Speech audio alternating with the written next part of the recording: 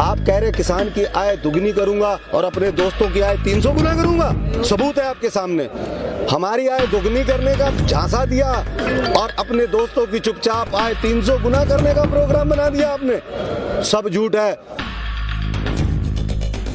जब हम वापस जा रहे थे, घर जा रहे थे, तो हमें एक भैया मिले जिनके हाथ में गोभी है और वो भी पैक्ड गोभी है। उनसे जानना चाहेंगे, भैया पहले नाम बताइए अपना। मेरा नाम साहेब सिंह है, उत्तराखंड के उधम सिंह नगर जिले से आया हूँ। अच्छा, ये गोभी क्यों मतलब पैक्ड है, इसको कुछ बताइए हमें। अब ये नए कानून ये कहते हैं कि किसान की उपज जो है, उस उपज का जो मूल्य है वो बाजार निर्धारित करेगा। अब भारत सरकार के FSSAI संस्था जो है वो इसको एक लाइसेंस देती है, जिस लाइसेंस नंबर ये देखिए पहले, ये बार कोड नंबर है, ये पैकिंग करने वाली कंपनी का नाम है, ये प्रोडक्ट का नाम है कॉलीफ्लावर, नेट वेट है 500 ग्राम, MRP है 300 रुपए, कीमत 300 रुपए और डेट थी 29/12/2020।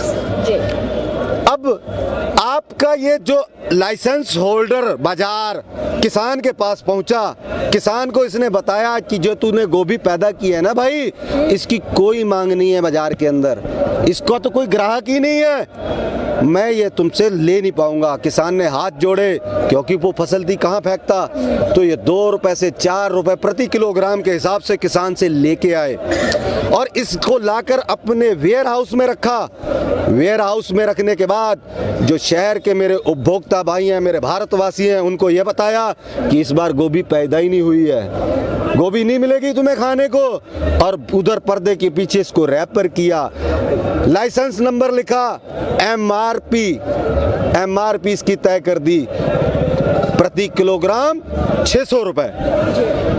अब ये है आपकी ओपन मार्केट, जो किसान की उपज का मूल्य बाजार तय कर रहा था वो, अब इसने किसान से जो 2 रुपए या 4 रुपए किलो की चीज बाजार में लाके 600 रुपए किलो की है।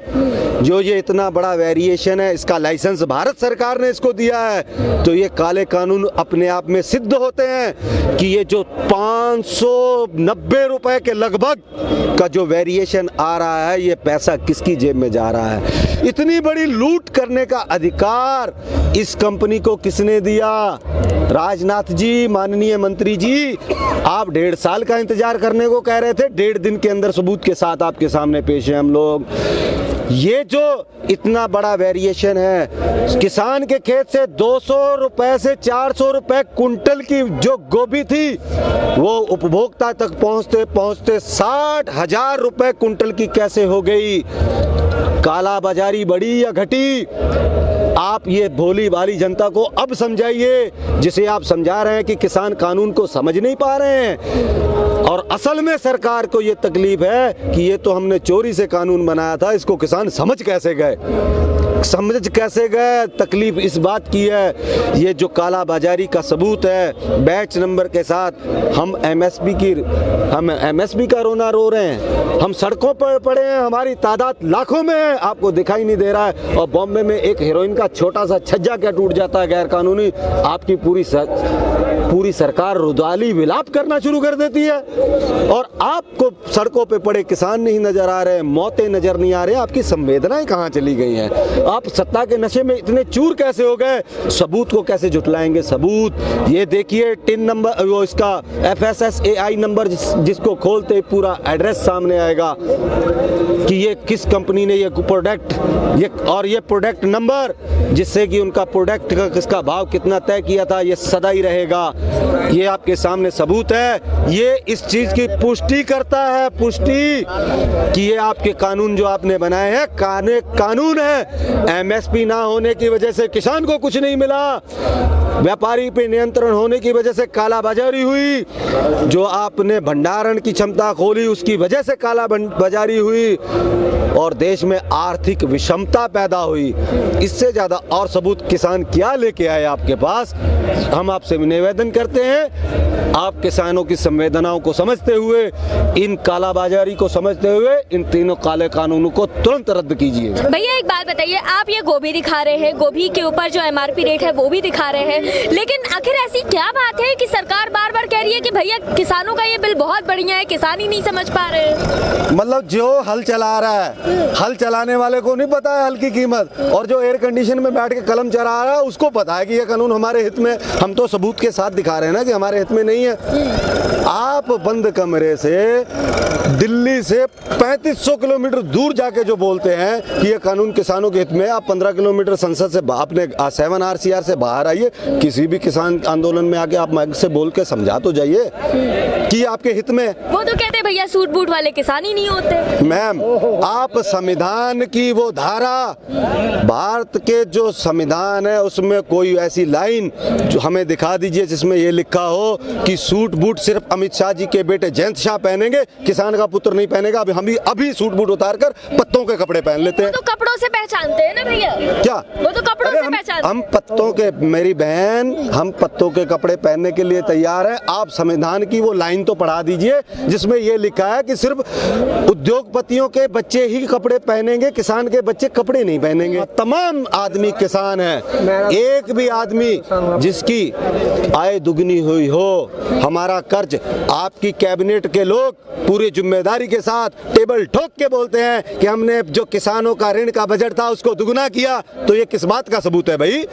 आपने ऋण का बजट दुगना किया मतलब हमारा कर्ज दुगना हुआ है, दुगनी नहीं हुई, हमारा कर्ज दुगना हुआ है। हमारी आय तो उतनी ही रहने देते, और मान लो 1%, आप कह रहे किसान की आय दुगनी करूंगा और अपने दोस्तों की आय 300 गुना करूंगा।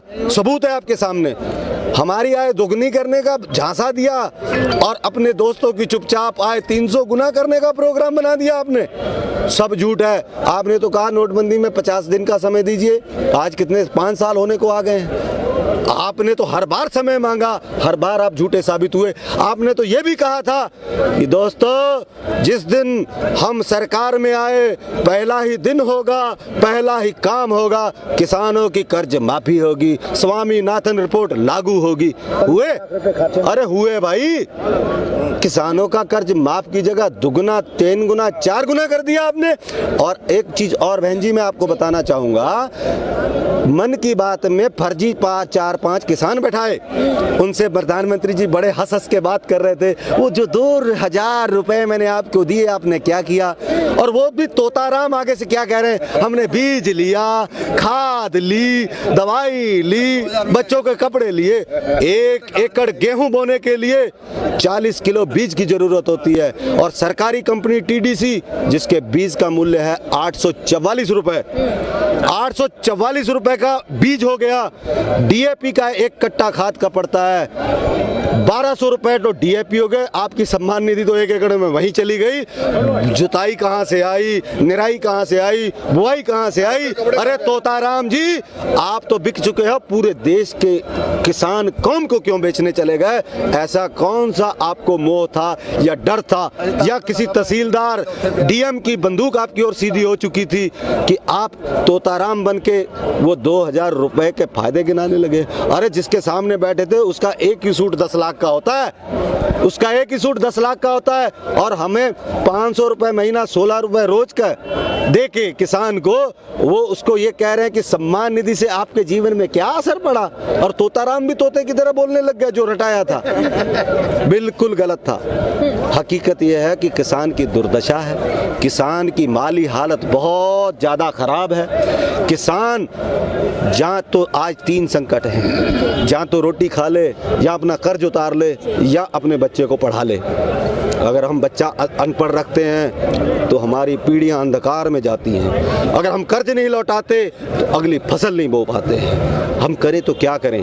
स्थिति ये है, ग्राउंड जीरो ये है। आप जिनको नकली किसान बता रहे हो, आपके पास देश की टॉप से टॉप सुरक्षा एजेंसियां, इंटेलिजेंस एजेंसियां, जो इंटेलिजेंसी के लोग हैं, आप उनसे जांच कराइए ना, ये जो कैमरे पे बोल रहे हैं ये असली हैं नकली हैं। और अगर हम नकली हैं, हम श्रीलंकन हैं, हम माओवादी हैं, आतंकवादी हैं, खालिस्तानी हैं, तो हमें जेल में भेज डाल दीजिए। आप सिर्फ जनता को बताए पड़े हैं कि ये लोग वो हैं, ये हैं, आप कार्रवाई कीजिए।